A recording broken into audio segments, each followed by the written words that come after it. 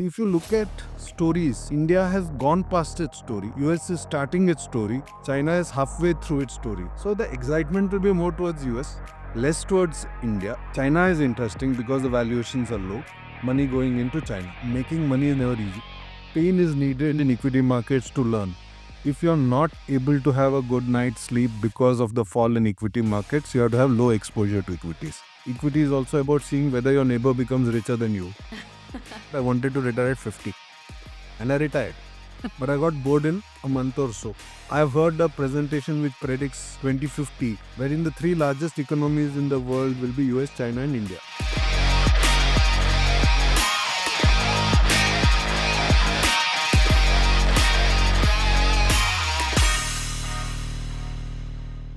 Hello and welcome to another episode of Ask InCred, where we discuss all things money. Today we have with us someone who brings more than 3 decades of experience in the financial services and wealth management industry in India.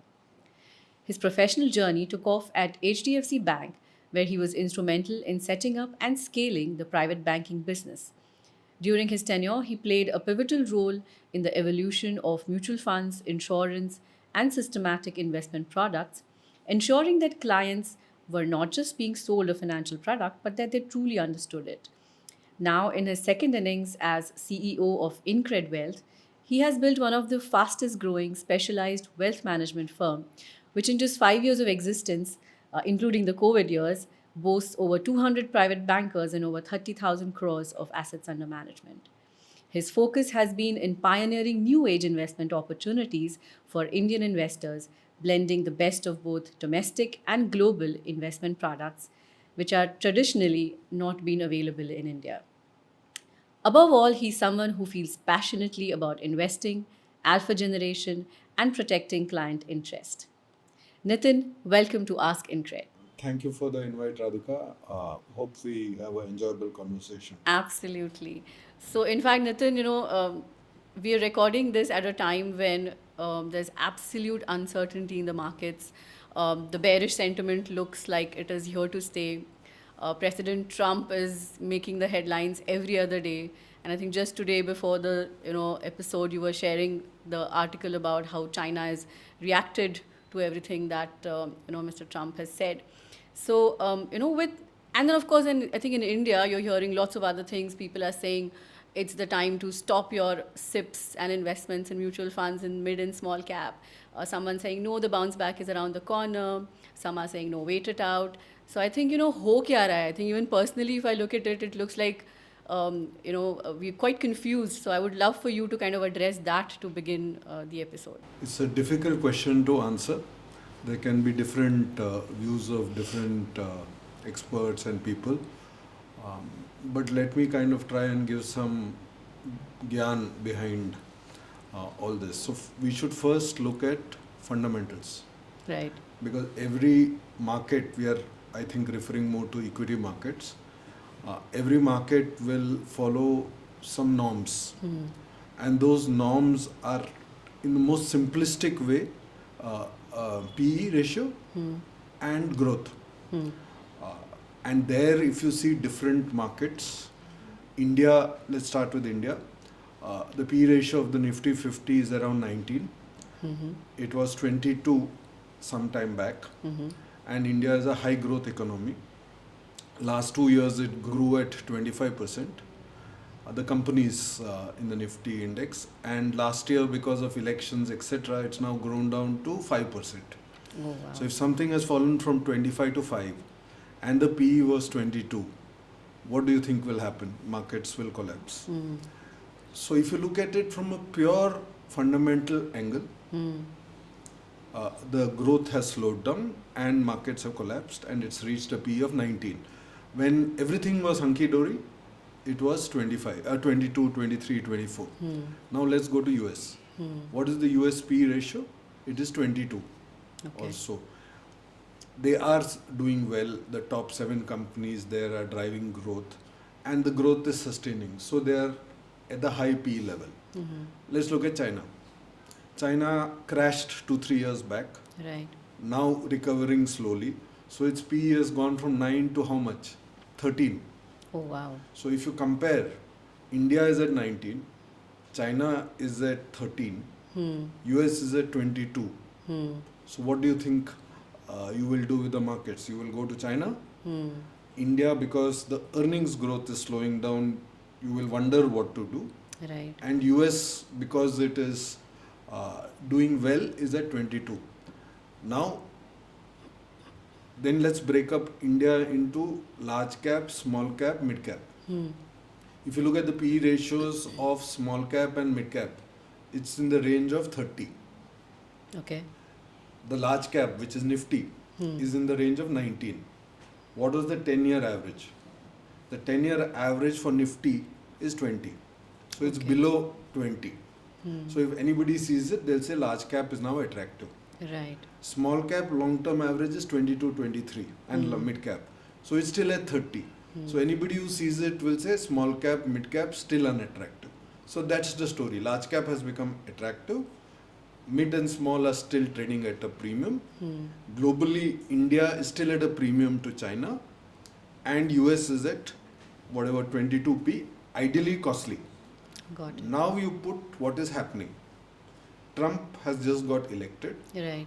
You look back to when Modi first got elected, and he said Atmanirbhar Bharat, right? Everybody got bullish, and we saw a 2-year rally at extended valuations because everybody thought a lot of changes will happen.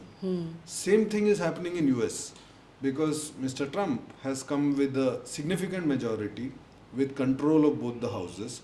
He's got industrialists into government, Elon Musk. Industrialists typically are very cost focused, efficiency focused, growth focused.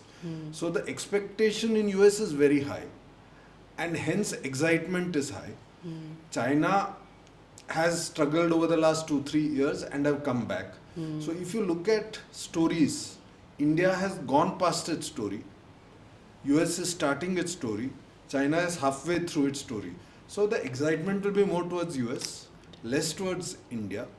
And therefore, if you just look at it logically and you put all these together, slowing growth because of elections, government, excitement in US, FI is taking money out of India.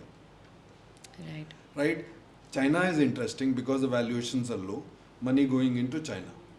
And US because excitement is high, money going there. So if you look at all that, what is the trigger for Indian investments? With slowing growth on fundamentals and attractive US. So that's why the market has fallen. Because last 6-8 months, this trend played out. A lot of people knew that markets were valued in a costly way. And even InCred put recommendations for reducing from mid and small cap, etc. Right. And that's playing out now. So do you believe right now, maybe China is more attractive than India for most of the FIIs, or will we see a reversal of this trend with them coming back? And when will they Just come to back? add small part, in India we have seen the evolution of the investor. So post demon, post COVID, we saw the retail investors coming in into a big way in India. So from earlier trend of just two people playing, FIs and domestic institutions. Right. Today it's been FIs, domestic institution and retail investor playing. And that is the strength of the market, and that has given market sustenance. That's why the rally continued for some time. Correct. So now if you look at it as an institution, obviously you'll find China attractive, you'll find US attractive, which is what is happening. If you look at retail investor, they are waiting for they've already participated, and they will wait for better levels to enter as the markets go ahead. But you agree that right now things seem to be in a flux. In fact, remember when we started InCred Wealth, which was back in 2020, just around the pandemic, this term called the VUCA word was doing the rounds. And I just realized there's a new term called BANI, which defines how the world is now, and which stands for brittle, anxious, non-linear, and incomprehensible. So I think things are getting more and more kind of difficult to kind of fathom and take decisions in a manner which aligns with our thought processes. So I think making money is never easy. Okay, and you have to take calls and risk calls at different points of times. So if you're an equity investor, there's one set of investors who may have booked out at the top and who will be waiting, figuring out what to do now. Same way, there's another set of investors who may have invested and may be wanting to add more, etc. If you remember what I just told you, the Nifty index is below its long-term average of 20 and is at 19. The way markets react is when there is a event happening where money is flowing out, FIs are moving out, it will tend to go in the direction of panic. Okay, and like someone did mention, pain is needed in equity markets to learn. So I would think, and India has not seen that pain at the retail level for a long time. That So scale, yeah. So I would think that if the average is 1920, you will see a fall from the average to maybe 16, 17 P. So some way to go, but clearly at these levels, large caps, because they're below the average, are attractive. Like I told you, mid cap, small cap, still some way to go, but they've corrected 40% from peak, so they are even they are attractive. So it's just now it is just about deciding your time frame of investment, deciding when you want to invest, because at least on the large cap you're close to the bottoms. Mid cap, small cap, maybe some way to go, but the opportunities have started emerging in a big way. China clearly attractive, US clearly interesting because what Modi did 10 years back, Right. possibly Trump. So it's very interesting how markets will play out, Right. but opportunities will come. Fantastic. So, if I may ask you, like, how would you see the next 1, 5, and 15 years kind of play out in India? What kind of opportunities or risk factors do you see there? See, 1 year is generally a speculator's market because you don't invest with 1 year time frames very easily. So then speculative events determine what happens in 1 year time frames. And in the next year, in the coming year, lot of uncertainties. First uncertainty is tariffs, and it's a war out there, economic war happening. So what will happen when tariffs are imposed and how will countries react? Second, like we discussed earlier, India slowed down from 25% to 5%. Will it recover back to 10%? So people are going to see for indicators there. And will rains be okay? Because rains are a big indicator of rural demand. So I think 1 year, not easy. People will wait for real indicators to come through which says a bottom is happening. So many people, including us, say that it will take 2-3 months for a bottom to form, and post tariffs the worlds will settle down, and then gradual returns will happen. In these volatile times, therefore staggered investing is good, but it's a speculative kind of market, so be ready for losses. Because there is a little bit of downside, can be steep, but it is attractive. Over a 3-year time frame, the way I look at it is markets move from cycle to cycle. So what is a cycle to cycle? Economies move in typically 3 or 5 year cycles. It peaks in 3 or 5 years and come down. So you'll go from top to a bottom. You can also say governments come in a 5-year cycle. So typically third year of the government is its best. So my view is that this is welcome. Most governments are aligned and they're correcting themselves. If you look at it from 3 years from now, I think you'll be at a peak of a market. You will kind of see the peak of the Indian government cycle. Trump will possibly be close by. And I think India is a growing market, strong returns, a lot of activities happening. Think you'll see a strong market peak. So if you take a 3-year view, a good time to invest irrespective of whether the market comes down or not. I would say invest 50% now, and then if markets fall another 20%, invest the remaining 50%.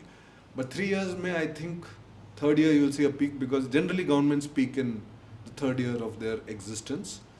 On a long term, which is 15 years, I think the way to look at it is, if you want to make money, and if I've been around for 30 years or 35 years, equity is the segment which has given the most returns. You will make 12%, 15% anyway. So if you're in it for 15 years, Just decide your asset allocation and blindly invest. It doesn't matter where the markets are, as long as you're confident in the market you're investing. If you're focused on India, if you think India will do well for 15 years, blindly invest. You will make 10 to 12% return very easily. If the markets are good to you, maybe 15%, but 12 is a kind of fair norm for a market. So I think different time frames have different requirements. Somewhere in your mind, figure out when you need money. If you need the money in the third year, plan accordingly. If you need the money in 15 years, plan accordingly. So I think these are very good times for doing all these plannings that happen. I think that's very useful information. I think, but for a lot of listeners who may not be very well aware of how to go about doing asset allocation or diversification, could you just give a very simplistic understanding of what asset allocation essentially means? No, the way to look at equities, and somebody had told me this long time back, is you should be able to have a good night's sleep. If you're not able to have a good night's sleep because of the fall in equity markets, you have to have low exposure to equities. That is the first norm. Second, somebody had told me, if you're 30 years old, 70% is fine to equity. If you're 50 years old, 50%. Those are thumb rules of equity investing that I recall. But broadly, if you're aggressive, you should have 80% to equity. If you're a balanced investor, 50% to equity, and if you're a conservative investor, 25 to 30%. And as you grow old, the exposure should be reversed. So lesser and lesser to kind of equities. If you do that right, I think you're done for life. Nice. The only other part that I keep telling in equity is also about seeing whether your neighbor becomes richer than you. So to that extent, if the whole market is in equities, it's dangerous to be out of equities. So you have to participate, but you have to use sensible investment strategies. So when markets are at peaks, you have to do regular profit booking. If you're a when will my neighbor be richer type of guy. If you're long term, it doesn't matter. If you follow this strategy, you'll be richer than your neighbors anyway. Very interesting. In fact, talking about making quick buck and making quick money and getting richer than the guy next door, how do you see the millennials and the Gen Zs today? I think they definitely seem to be more risk takers than we ever were at their age. And I also think they have access to a lot more products in terms of you look at crypto, you look at leverage and all of that. What are your thoughts on how this investment behavior is changing among the young? No, it's not that in our times, 30 years back or 35 years back, we would not invest in equity in college. We would still invest in IPOs. We'll still invest in stocks to make money. Greed was always the driver when you're young, and that remains the thought process. But today, the information flow is so much higher, the knowledge flow is so much higher, that there's no difference between young and old in terms of ways to make money. Yes. And to that extent, today's generation has opportunities to invest anywhere. And then it depends on circumstances. So like my son, I like to tell him, boss, learn something from what I am teaching you. He says, no, I read a book of Vanguard, and he said, I'm going to invest with a 30-year view. I don't care what happens in the short term. Oh, wow. And I'm fine. But when I was traveling once in the flight, there were 3 people who were relatively younger who were saying, Aaj market mein kya hua? We should buy today, sell it tomorrow. So it all depends on perspectives and what people are listening to. Right. And clearly today, whether you want to do futures and options, whether you want to do fundamental investing, I think different forms of investors will invest. The safer ways again is to do fundamental investing. But if somebody is able to understand futures and options and wants to dabble in it, no problem. But like SEBI has said, most of the investors lose money in that. So I honestly think it should be more fundamental investing. But everybody tries, takes risks, makes mistakes and learn. And I think they should start making mistakes when they're 20 rather than 50. Well said, well said. Okay, we spoke about the young people, but I was also wondering, for those who are approaching their sunset years, or given that, today a lot of people have made a lot of wealth by the time they are in their 40s, 45. Many of them have their children who've gone abroad. There's a lot of real estate in the family. Are people today still planning well for their retirement years? The life expectancy has gone up. People are living longer than they ever did. So while India overall still has the demographic advantage of a lot of young people, but I think there is going to be a lot of older people as well as we go forward. So do you think from your perspective of wealth management, are people aware of their choices and are they exercising them well? No, I don't. The way to look at it is it's a complicated question, many aspects.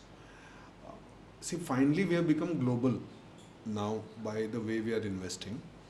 And let's start from where we were 20, 30 years back, where FD investing was the vogue. Today, we are into equity investing. We discussed asset allocation, and I think that's the key to investing. Uh, but today, also, a lot of other options have come up. So, today, if you want to invest as an entrepreneur, you can possibly have a portion of your portfolio dedicated to new ideas. Similarly, if you want to increase your returns in debt, you can take exposure to high yield products. So today, it you may want to do if you say India is going to emerge for the next 25 years, you may want to increase your exposure to small or mid cap. You did mention derivatives. If you want to take exposure to that, you can have long short funds. So today, investors are creating wealth. There are opportunities which are emerging. I do want to highlight that while we've reached a certain level, think there is a certain bit of fall still left for the markets to emerge. And there are going to be brilliant opportunities for creating wealth creation over years. Now, therefore, it's possible with your wealth to build a portfolio with a mix of in equities, conventional equity investing, maybe a little bit of ETF investing, maybe a little bit of futuristic investing into new ideas like green energy, like power generation, and things like that. Maybe a little bit of international. Same way on the debt side, conventional FDs, little bit of double A kind of products, venture debt and high yield debt. And you can build a really long-term portfolio at the right time. If the markets fall, you should invest heavily into equities a little more. If the markets go up sharply, you should reduce that and move it into debt and do balancing for the lifetime. Now, depending upon how people evolve, so if you're old and you're in the retirement phase, if you're looking for yield for taking care of your retirement years, then you need to have your focus more aligned to a mix of high yield debt, middle yield debt, and little bit of equity. However, if you want to give wealth to the next generations, which is also a big trend nowadays, then you have to do succession planning through trusts, etc., wherein you transfer wealth into the trust, define your wishes, saying my children need to get it in this way, put a protector on the trust, saying this is how I want my investment done, put an investment advisor like InCred to kind of tell you what to do. And that can go on for 100 years because that trust takes care of your children's requirements for the future. So depending upon how you want to, but it's the models have evolved. Wealth management has evolved. There are people who understand this better. There are a lot of people who are clients who need this guidance. Right. And I think if the two come together, it's possible to build a proper portfolio which gives part of it as entrepreneurial exposure, part of it as high yield exposure, part of which is derivatives exposure. A mutual fund is chosen logically, and you will make a lot of returns. And in fact, recently I heard about something called as a living will. Did you know it's about it's a will written for the doctors apparently. So if you actually go into a coma or something happens to you, you could actually keep a will to say what are the things that or who will take control of. These are all succession planning tools, Right. which ensure that wealth is transmitted from one segment, one generation to another. Will is a tool to highlight how your wishes are done, and execution methods are different. You Right. need trusts, etc., or advisors to guide you, and all those things. But Clearly, as the way to look at it is when we were young or when our parents uh, were there, I doubt they would do too much of it. Today we are in a scenario where there's a lot of information flow happening, and tomorrow as the next generation becomes global, more informed, this becomes more evolved. So we are seeing an evolution in the market, and since we are also looking at what we have done at InCred, over the last 5 years we participated in that evolution. So from conventional products, we have given people entrepreneurial opportunities in their portfolios, we've given them high yield opportunities in their portfolios, and I think we have played a good part in that build up of the journey for investors, which I think will evolve as we go ahead, and that is, and wealth management therefore becomes an important need for everybody. On that statement, actually, we were talking about the sunset years, but nowadays a lot of people talk about retiring at 45, right? And many of them think that they can go out on their own, start a business, and make much more wealth than they would otherwise in a salaried job. Do you sometimes think about it? Like if 30 years back, maybe you had not taken up a job at HDFC it was Bank. I read about this, and for me it was very, very important. I wanted to retire at 50. Okay. And I retired. But I got bored in a month or so. So I think retiring early also needs you to plan for what you're going to do as an alternate. That's one part. Second, if your goal is to retire early, your risk-taking ability in the early phases have to be much higher. Suppose typically when you're younger, you have to, it's mentioned obviously that you have to save more if you want to retire early at your early years of life, which typically people don't do. On top of that, once you save more, you have to take more equity exposure because your growth of money has to be faster. Ideally, what you earn at 50 or 45 has to be what you earn at 60. Right. So to get that same amount of money, you have to take more risk. And hence you need to have a more aggressive, more equity focused portfolio, more savings. But I think it's a dream for many of us, and I'm all for retiring early as a concept. Not easy because you have to create more money early. But what's your take on starting a business and turning an entrepreneur? There's much more wealth to be created that way, and there are so many startups today and so many people taking that bet. Do you think it's for everybody, or can you create that kind of, maybe not that much, but at least 50% of that wealth by investing right? No. So that's a very interesting question. Recently, some experts said that a lot of people are today not setting up their own businesses, but they're doing more about investing through family offices and all that. But there are two different ways of looking at life. Okay, the way when you're a guy who sets up a startup, I think takes much more risk, sacrifices much more of life, and what they invest into the business. And initially they'll put a lot of money through various methods and go to the ground in the build-up. But when the risk pays off, they will mint money in ways that we can't think of, right? So that experience of a business, building a business, putting your own money, taking the risk, and then reaping the rewards of success is different, and wealth creation there is super high. But for most people today who want to participate in that method of investing, not to the same proportion of returns, Right. or scale, Correct. but still a very good proportion, you can today invest through various products. Right. On the equity side. So in InCred, what we have said is if you have 100% exposure to say equities, you should put 20% in innovative investment opportunities, which could be say a emerging hotel business, which could be a food delivery business, which could be solar energy, which could be green energy. So through the private markets. Through the private markets. Okay. Because today those opportunities are there for mainly HNI investors, Right. and UHNI investors who do it through family offices, and you get entry at very, very good level. So you are actually participating in businesses which will take the country forward in 20 years Right. at stages. And I think it's very important that if you made money, you should diversify some amounts of businesses there. Being a startup promoter is different. You'll take different risks. You'll take really high risks. You'll take really high tensions, and you'll make a lot much more money.